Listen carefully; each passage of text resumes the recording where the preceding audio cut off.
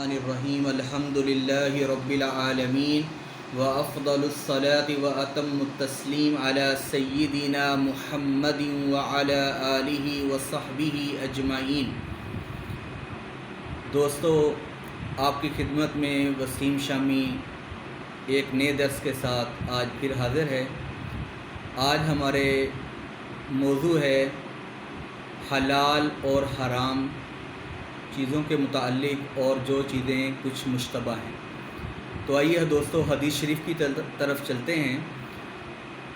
ان ابی عبداللہ النعمان بن بشیر رضی اللہ تعالی عنہ قال سمعت رسول اللہ صلی اللہ علیہ وسلم یقول ان الحلال بین وان الحرام بین وبینہما امور مشتبہات لا يعلمهن كثير من الناس فمن اتقى الشبهات فقد استبرأ لدينه وعرضه ومن وقع في الشبهات وقع في الحرام كالراعي يرعى حول الحمى يوشك أن يرتع فيه ألا وإن لكل ملك حما ألا وإن حمى الله محارم ألا وإن في الجسد مضغة اذا صلحت صلح الجسد كله واذا فسدت فسد الجسد كله الا وهي القلب رواه البخاری ومسلم۔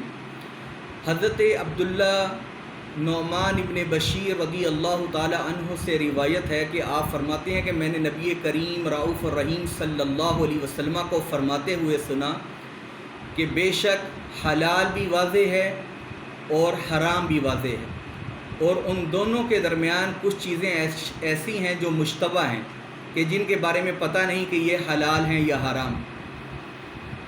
بہت سارے لوگ اس کو نہیں جانتے۔ فمن اتقى الشبہات، جو ان شبہات میں واقع ہونے سے ڈرا، فقد استبرأ لدینہ وعرضہ، اس نے گویا کہ اپنے دین اور اپنی عزت کو بچا لیا۔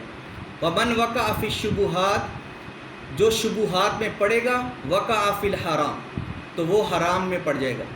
کالراعی یرعی حول الحمى، جیسا کہ ایک بکریاں چرانے والا جب کسی شاہی زمینوں کے پاس، چراگاہوں کے پاس اپنی بکریاں چرائے گا، یوشک ان یرتع فیہ، تو قریب ہے کہ وہ بکریاں اس چراگاہ کے اندر داخل ہو جائیں گی۔ یوشک ان یرتع فیہ الا وان لکل ملک حما، ہر بادشاہ کی ایک حدود ہوتی ہے۔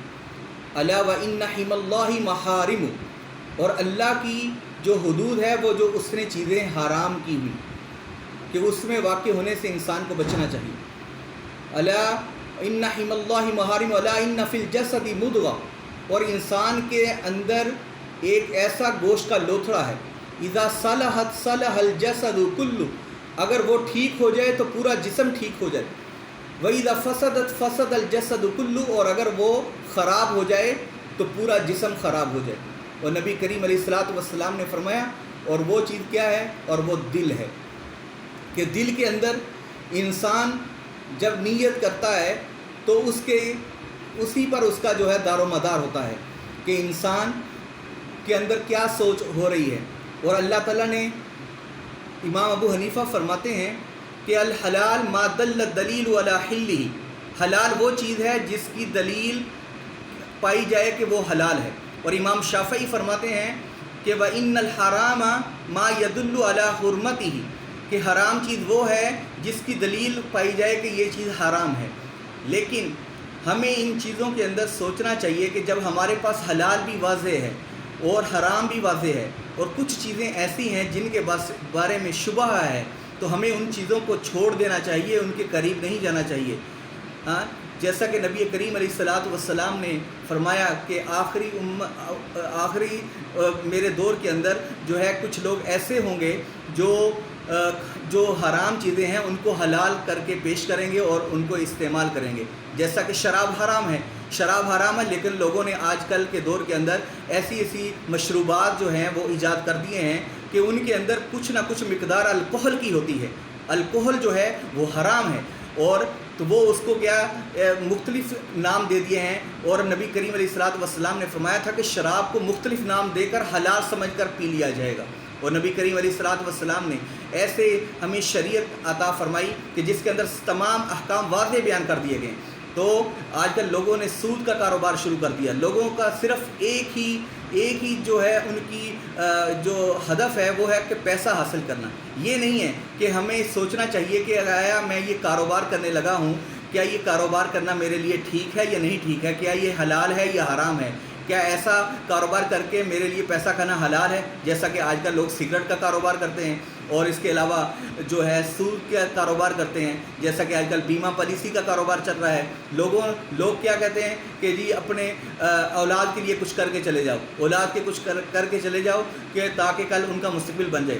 کیا ہم لوگوں کو اللہ تعالیٰ کی ذات پر اطمینان نہیں ہے کہ اللہ تعالیٰ فرماتا ہے وَمَا مِن دَابَّةٍ فِي الْأَرْضِ إِلَّا عَلَى اللَّهِ رِزْقُهَا، کہ دنیا پر کوئی بھی چوپایا ایسا نہیں ہے، کوئی بھی اللہ تعالیٰ نے جس کو پیدا فرمایا ایسا نہیں ہے جس کا رزق اللہ تعالیٰ کی ذات پر نہ ہو. تو جب اللہ تعالیٰ نے ہمارے رزق کا ذمہ اپنے اوپر لیا ہوا ہے تو پھر ہمیں اس کی فکر کرنے کی کیا ضرورت ہے؟ کہ اللہ تعالیٰ نے نہیں فرمایا لا تقتلوا اولادکم خشیۃ املاق، کہ اپنی اولاد کو قتل نہ کرو اس ڈر سے کہ وہ بھوکے مریں گے. اللہ تعالیٰ تم لوگوں کو بھی رزق دے گا اور ان کو بھی رزق دے گا. تو انسان کو چاہیے کہ اپنے کاروبار کو دیکھے کہ آیا کہ وہ حلال کما رہا ہے یا حرام کما رہا ہے. انسان کو ایسی چیزوں سے بچنا چاہیے جو مشتبہات ہیں، جن کے بارے میں جو ہے ان کو نہیں پتہ. تو ایسے جو ہے قرآن پاک میں قُلْ هَلْ يَسْتَوِي الَّذِينَ يَعْلَمُونَ وَالَّذِينَ لَا يَعْلَمُونَ، کیا ایسے لوگ برابر ہو سکتے ہیں، علم والے اور بغیر علم والے؟ اور اللہ تعالیٰ نے یہ بھی فرمایا فَاسْأَلُوا أَهْلَ الذِّكْرِ إِن كُنتُمْ لَا تَعْلَمُونَ، اہل علم سے سوال کرو جب تم لوگوں کو کچھ پتہ نہ ہو. تو انسان کو چاہیے کہ وہ اہل علم سے سوال کرے اور ان سے پوچھے کہ کیا یہ میرے لیے کرنا حلال ہے یا حرام ہے. اللہ تعالیٰ سے دعا ہے کہ ہمیں حلال اور حرام کو سمجھنے کی توفیق عطا فرمائے. وما علینا الا البلاغ المبین. السلام علیکم ورحمۃ اللہ.